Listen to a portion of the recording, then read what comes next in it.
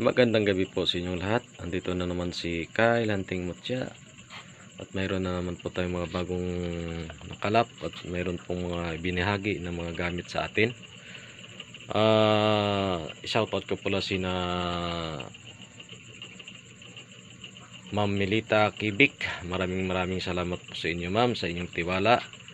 At kina Gabriel Armusada, magandang gabi sa iyo, bro, at marami ring salamat sa mga binahagi mo ng mga pang laban natin sa mga kalaban natin, at yun ay makakatulong sa mga tao na nangangailangan. At kay Master Jower Kokom, maraming salamat sa inyo, Master, sa iyong gabay lagi sa akin, at sa mga Team Jido United. Magandang gabi po sa inyong lahat. At saka sa buhay manggagamot, hindi ko na kayo isa-isahin at alam nyo na yung ibig kong sabihin. At saka sa mga manggagamot po, Luzon, Visayas at Mindanao, tulungan lang po tayo sa lahat ng mga kaalaman po natin. Ay tayo po ay magbigay ng mga kaalaman sa mga kagaya kong mga baguhan na gustong matuto sa panggagamot.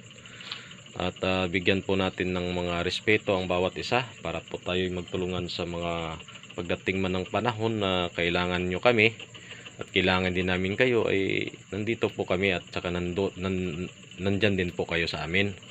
Yun lang po, at sana po ay naway po ay nasa maganda po kayong kalagayan lahat. At mag-uumpisa na po tayo. Ito po yung mga bagong nakalap ni Kyle Hunting Mutya na mga uri-uri po ng mga linta at mga kakaiba po. Ayan po yung mga linta na nakalap ni Kyle. Ayan po siya, napakamasilaw po. Ayan po yung mga bagong nakalap ni Kyle na mga mutya ng linta. Ayan po. Ito rin po yung linta na umpukan. Ayan po, linta po ito ng umpukan. Ayan po. Ito naman yung lintang busog. Ayan po. Ayan po yung itsura ng mga linta na nakalap ni Kyle. Ayan po. Ito naman po yung linta po na may hugis paa at ang mga gabay po ay kakaiba. Ayan po yung gabay niya. Ito naman po yung linta na may kadikit. Ayan po, lintang may kadikit or may ayan po, nakadikit po kasi yung isa isang uri ng suso. Ayan po yung linta na may suso. Ayan po yung itsura, suso po yung nakadikit. Ito naman po linta. Ayan po. Ito naman po yung lintang puti. Ayan naman po yung lintang puti na pinamana pa sa akin ito ni Master Joel Kokom. Ito lang po ay pinapakita ko lang po sa inyo na ang mga linta po ay hindi lang po isang kulay. Mayroon po itong kakaibang kulay po. Ito rin po ay isang uri din po ito ng linta po. Ayan po yung itsura, linta din po yan. Ito ay linta ng mga ano po ito, yan po. Kung napapansin nyo po yung gabay na yan na malalakas, ito po ay linta ng mga nasa nasa mga kuweba. Yan po. Yan po yung mga gabay nya, matitindi yung gabay. Yan po. Ito naman po yung mga linta na nagpapakita po rito na ito pong linta na to ay parang nasa gubat. Yan po yung mga itsura nyo kasi po ay kakaiba po. Yan po yung linta na nakalap ni Kyle sa Manika, Libakaw. Ayan po yung kulay green na yung tubig doon pagtingnan. Kasi talagang nasa malapit na sa puno talaga yun ng ng ilog. Ayan din po yung linta natin na kakaiba rin po na linta. Ayan po. Yan po yung itsura ng gabay niya. Yan po, lintang linta po yan. Yan po yung pinakamukha niya. Yan din po yung gabay niya.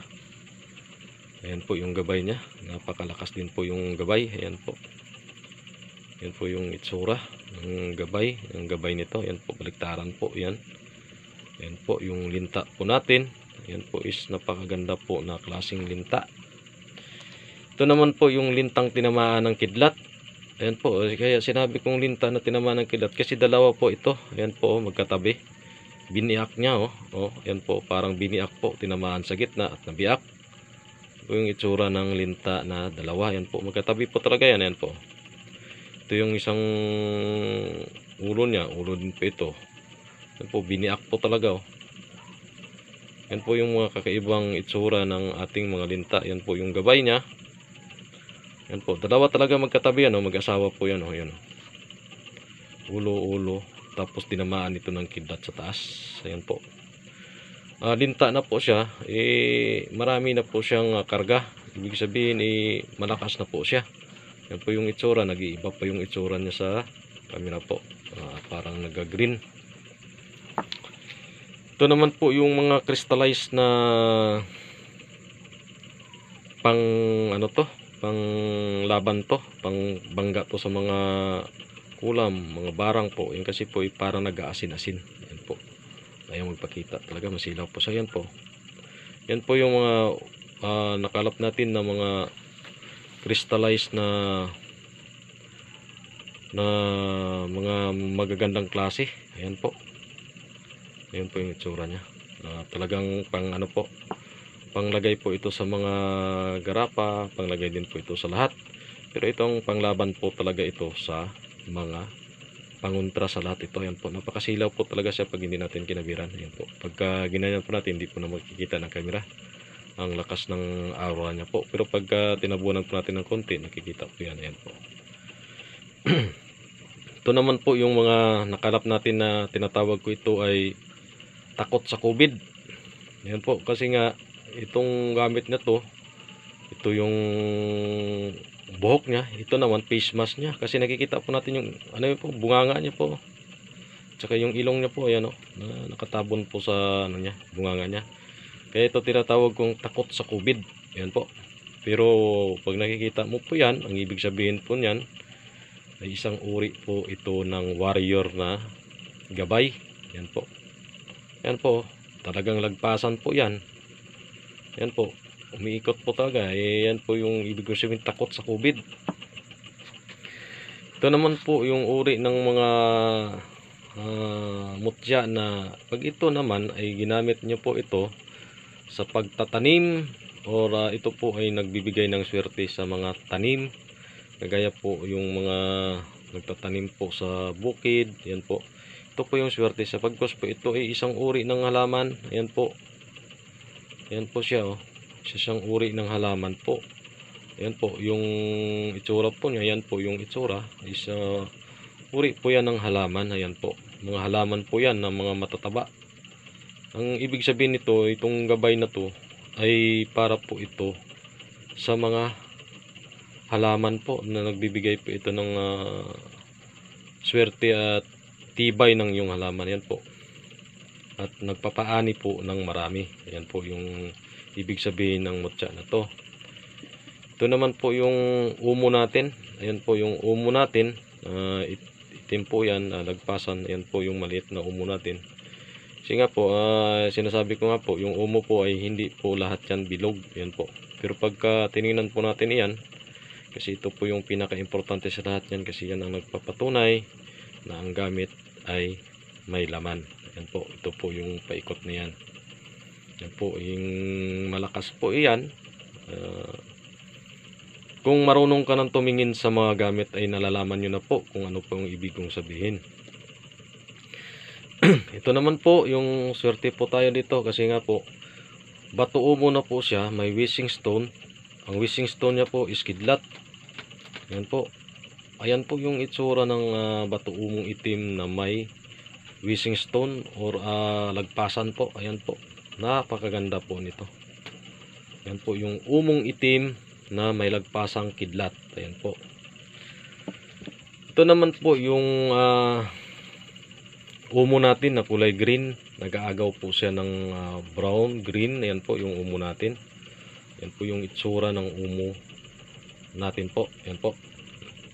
Tsaka ito naman po yung brown umo natin. Ayan po. Ayan po yung brown umo.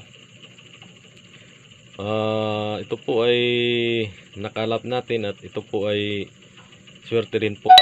Bukos po tayo ay mayroon pong mga gamit na umo. Ayan po. Ito naman po yung pinaka swerte po tayo.